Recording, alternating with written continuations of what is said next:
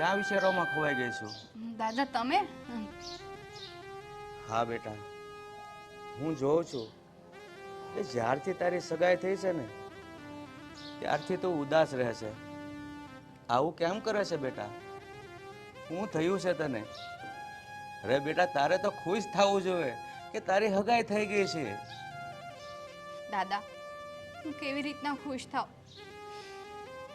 મને તો એ વિચાર આવે છે કે હું સાસરે જતી રહીશ તો તમારું અહીંયા શું થશે? તમારું ધ્યાન અહીંયા કોણ રાખશે? મને એ ચિંતા ખાય છે. બેટા, ભગવાને બધાના ભવિષ્ય લખ્યા જ હોય છે અને મારા નસીબ પણ કોરા નહીં હોય.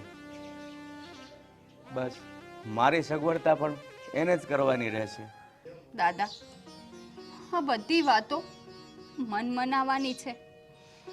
ઉપરથી ભગવાન કંઈ તમારી સંભાળ રાખવા નહીં આવે. મારા ગયા પછી શું થશે તમારું? હા, તમે હેરાન થઈ જશો. એટલે જ મારો વિચાર એ છે કે હવે મારે લગ્ન નથી કરવા. અરે બેટા, તું આ કેવી વાત કરે છે? લગ્ન નથી કરવા? એવું થોડું ચાલે બેટા. હું તો ખડ્યું પાન છું, કાલે જતો રહીશ. માટે પછી તારું ધ્યાન રાખવા વાળું કોણ? બેટા, આ રાક્ષસી દુનિયામાં તું એકલી નહીં જીવી શકે. એટલા માટે બેટા તું લગ્ન કરી લે. અને મારી ચિંતા હું કામ કરે છે તું? બેટા, મારું બધું જ કામ હું મારી જાતે કરી લઈશ. અને જે દિવસે મારું શરીર કામ નહીં કરે ને એ દિવસે હું વૃદ્ધાશ્રમમાં જતો રહીશ. એટલે બેટા તું મારી ચિંતા નહીં કર અને લગ્ન કરી લે. ના દાદા, મારા હોવા છતાં તમારે વૃદ્ધાશ્રમમાં જવું પડે? ના, એવું ક્યારેય વિચારતા પણ નહીં. પણ બેટા, તારે લગ્ન કરીને સાસરે જવું પડે છે. અને ત્યાં કોઈ એવો દાખલો જોયો છે કે કોઈ પણ બાપને દીકરો ન હોય અને દીકરી આખી જિંદગી એની સેવા કરવા પિયરમાં રોકાય? માટે બેટા, દીકરી જવાન થાય ને એટલે એને સાસરે જવું જ પડે છે. ના દાદા, હું સાસરે નહીં જાઉં. મારે બીજાનું નથી જોવાનું, મારે તમારું જોવાનું છે. તમારું.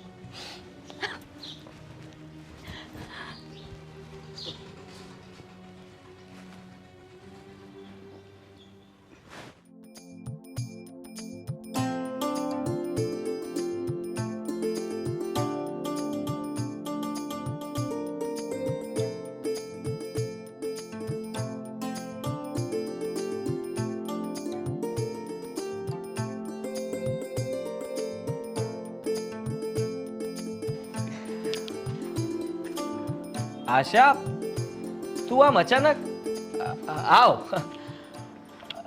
હા, મારે તમારી સાથે અને બાપુજી સાથે થોડી વાત કરવી છે. શું વાત કરવી છે? બોલો ને. હા, જે હોય તે બોલ ને આશા. તમને તો ખબર છે ને, મારા પિયરમાં હું અને મારા દાદા બંને જ રહીએ છીએ.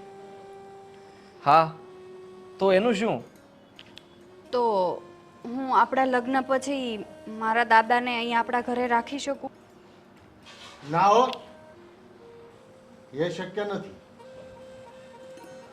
તમારા દાદાને રહેવા માટેની વ્યવસ્થા તમે બીજે ગમે ત્યાં કરી લેજો. પણ બાપુજી, હું બીજે ક્યાં કરું? નથી મારે ભાઈ કે નથી મારે બેન કે અમારા પરિવારમાં બીજું કોઈ નથી. તો હું બીજે દાદાની વ્યવસ્થા ક્યાં કરું? એટલે હું કહું છું કે મારા દાદાને મારી સાથે અહીંયા રહેવા આવવા દો. જુઓ આશા હો, તમે જે વાત કરો છો કે મારું કોઈ નથી, એ વાત હું સમજુ છું. પણ તમારા દાદાને તમે તમારી સાથે અહીંયા રહેવા લાવો ને, એ યોગ્ય નથી. બાપુજી, મને ખબર છે કે આ યોગ્ય નથી, પણ આવું કરવા માટે હું મજબૂર છું. મજબૂર તમે છો, અમે નહીં.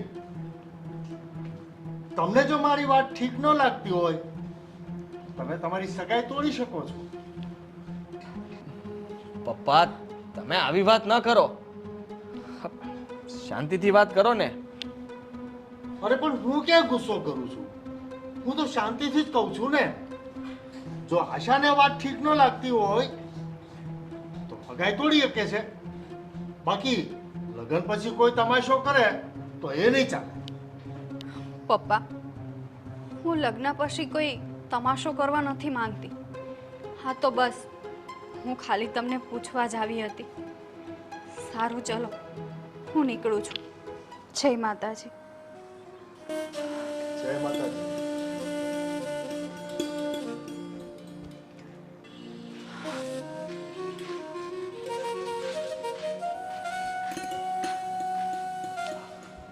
બાપુ તમે આટલો ગુસ્સો ના કરો. આશાની વાત સાચી છે. એના દાદા એમ પણ ઉંમરલાયક છે અને એનું કોઈ નથી, એટલે કદાચ એને એમ થયું હશે કે તમારી હારે વાત કરે. પણ બેટા, આ બધું સારું ન લાગે. આજ સુધીમાં કોઈ જગ્યાએ તે વાત સાંભળી છે કે દીકરી પરણીને સાસરે જાય એની સાથે દાદા રહેવા જાય? સમાજમાં આપણું નામ ખરાબ થાય. સારું.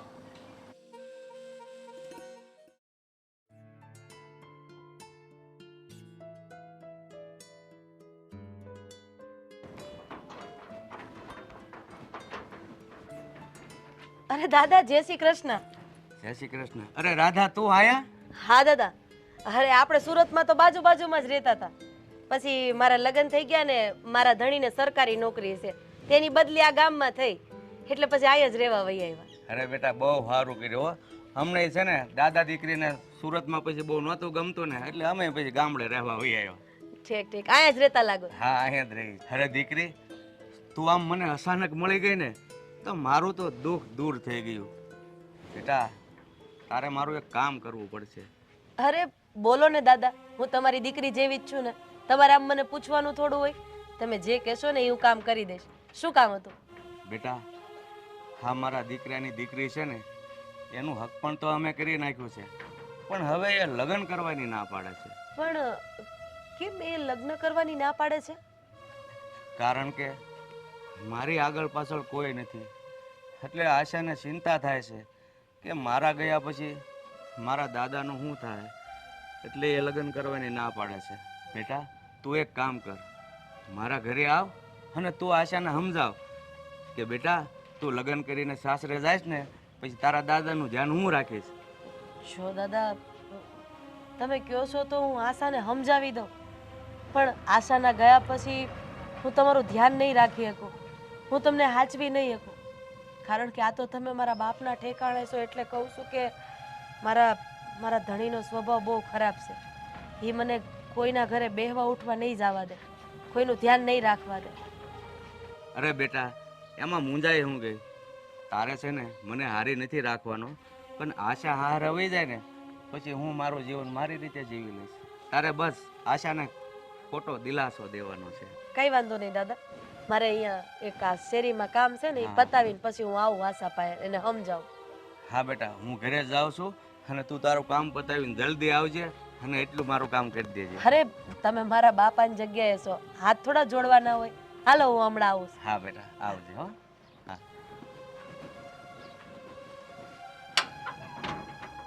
તારા હાથનું કારેલા. જય શ્રી કૃષ્ણ ગોવિંદ દાદા. જય શ્રી કૃષ્ણ, જય શ્રી કૃષ્ણ. બેટા, ખુરશી લઈ આય મહેમાન માટે. હા.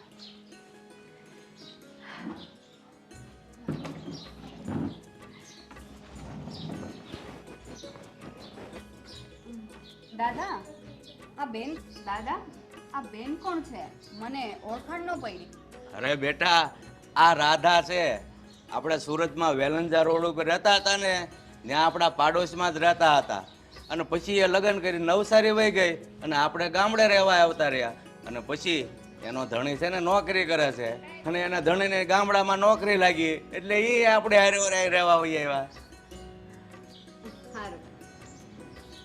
આશા, ગોવિંદ દાદા જોડે અમારે પહેલેથી ઘર જેવા સંબંધ છે, અને હમણાં થોડી વાર પહેલા જ એ મને રસ્તામાં મળ્યા.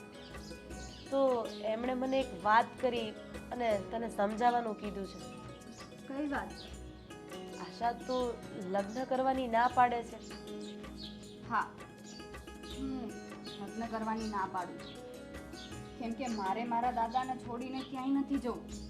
હું લગ્ન કરીને સાસરે જતી રહીશ તો મારા દાદાનું અહીંયા કોણ ધ્યાન રાખશે? એને ટાઈમે ચા જોવે, જમવાનું જોવે, કોણ આપશે? એટલે હું લગ્ન કરવા નથી માંગતી. તું જેમ તારા દાદાની લાડકી દીકરી છે ને, એમ હું પણ તારા દાદાની લાડકી જ દીકરી હતી અને છું. તો હવે હું અહીંયા આવી ગઈ છું તો હું એમનું અહીંયા ધ્યાન રાખીશ. પણ તું લગ્ન કરવાની ના ન પાડે. તારા દાદાની દરેક જવાબદારી મારી છે. પણ બેન, તમે તમારું ઘર છોડીને અહીંયા ધ્યાન રાખવા આવશો? હા, મારું ઘર અહીંયા બાજુમાં જ છે. દાદા બોલાવશે એટલે હું હાજર. તો દાદાની ચિંતા છોડી દે, એની બધી ચિંતા મારી ઉપર છોડ. રાધાબેન, તમે સાચું કહો છો? તમે મારા દાદાનું ધ્યાન રાખશો? હા હા મારી બેન, હું સાચું જ કહું છું. હું તારા દાદાનું ધ્યાન રાખીશ. બસ ને દીકરી, હવે તારી ચિંતા દૂર થઈ ગઈ ને? દાદા, હું હવે લગ્ન કરવા તૈયાર છું. રાધાબેને મારી બધી ચિંતા દૂર કરી દીધી છે. રાધાબેન, ચાલો હું તમને દાદાની દવા, એની બધી વસ્તુ બતાવી દઉં અને તમને ચા બનાવીને પણ પીવડાવું. હા હા ચાલો.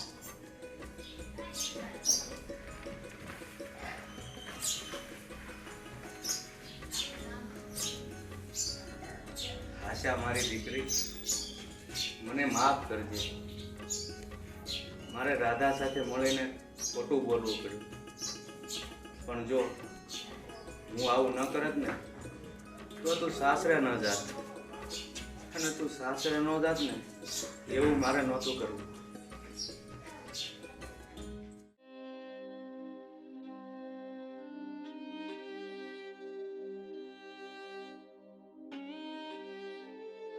દાદા, દાદા,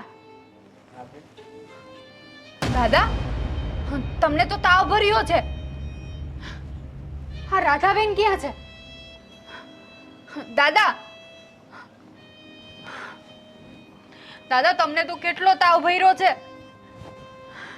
હા, લાગે છે આ રાધાબેન તમારું ધ્યાન નથી રાખતા. રાધાબેન ક્યાં છે? અરે બેટા, તું હું કામ ખોટી મારી ચિંતા કરે છે? મને કાંઈ તકલીફ નથી. શું તકલીફ નથી દાદા? કેટલું ખોટું બોલશો. આ સામું દેખાય છે કેટલું તમારું શરીર ધગે છે. દાદા, તમારું શરીર જોવો કેટલા હુકાઈ ગયા. અને આ તમારા કપડાં, તમને ખબર છે ને, તમને ઇસ્ત્રી વગરના કપડાં પહેરવા પણ નહોતા ગમતા. અને આ શું? બેટા, તું હું કામ મારી ચિંતા કરે છે? મેં તને કીધું તો ખરું. અને આ શરીર છે ને, શરીરમાં તો માંદગી આવ્યા જ કરવાની છે. હા, ઉંમરે તો એવું બધું તારે ન જોવાનું હોય. તારે છે ને બેટા, પહેલાં તારા હાહરિયાવાળાને ધ્યાન રાખવાનું હોય ને, એને ઉપાધિ કરવાની હોય.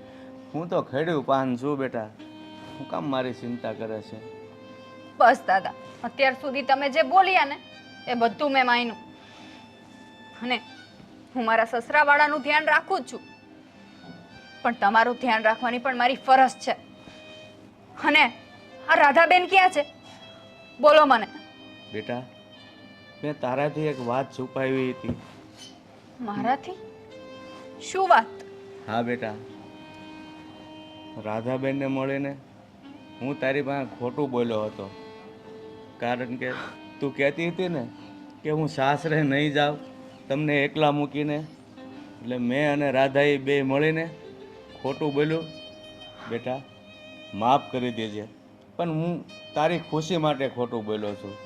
રાધાબેન મને અહીંયા હાચવવા નહોતા આવવાના. જો હું ખોટું ન બોલું તો તું ક્યારે સાસરે જ ન જા. પણ દાદા, તમે આવું શું કામ કર્યું? શું કામ? બેટા, મેં જે કાંઈ કર્યું છે ને એ મારી દીકરી માટે કર્યું છે. અરે બેટા, તું સમજ તો ખરી. તને મેં કેટલી વાર કીધું, કોઈ પણ બાપ એની દીકરીને આખો જન્મારો થોડો ઘરે બેહારી રાખવાનો હોય, અને એનું સાચું ઘર તો એનું હાહરિયું જ હોય છે. સારું દાદા, તમને જે ઠીક લાગે. પણ હવે હું દર અઠવાડિયે અહીંયા આંટો મારવા આવીશ. હવે તમે એક શબ્દ પણ નહીં બોલો. હા બેટા, અહીંયા આટો આવવા દેવાની હું ક્યાં ના પાડું છું, પણ તું જે મનમાં મને લઈને જે ચિંતા કરે છે ને એ બધું છોડી દે બેટા. તુંય જો મારી ઉપાધિમાં ને ઉપાધિમાં તુંય હાવ હુકાઈ ગઈ છો. દાદા, હું તમારી ચિંતા કેમ ન કરું? મને નાનેથી લઈને મોટી તમે કરી છે. મારા અંધાઈ સપના તમે પૂરા કર્યા છે, તો હું તમારા માટે એટલું પણ ના કરી શકું? અને તમે શું કર્યું? ખોટું બોલીને મારા લગ્ન કરાવી દીધા, મને સાસરે મોકલી દીધી. બેટા એ બધી વાત છોડ, તું તારા સાસરિયામાં ખુશ તો છો ને? હા દાદા, મારા સાસરિયામાં મને કંઈ વાંધો નથી, પણ તમને અહીંયા આવી હાલતમાં જોઈને મને બહુ દુઃખ થયું. ચાલો, હું તમને ડૉક્ટર પાસે લઈ જાઉં.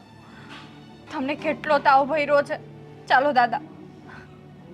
બેટા ડૉક્ટર પાસે જવાની કાંઈ જરૂર નથી, થઈ જાય સારું. તમને એમનેમ સારું થઈ જશે? ના દાદા ના, એટલા માટે જ હું તમારાથી દૂર નહોતી થતી. મને ખબર જ હતી કે હું જતી રહીશ તો તમે તમારું ધ્યાન નહીં રાખો. જોયું ને એનું પરિણામ, જોઈને તમારી હાલત. હવે હું તમારો એક શબ્દ પણ નહીં સાંભળું. ચલો ઊભા થાઓ, ચલો.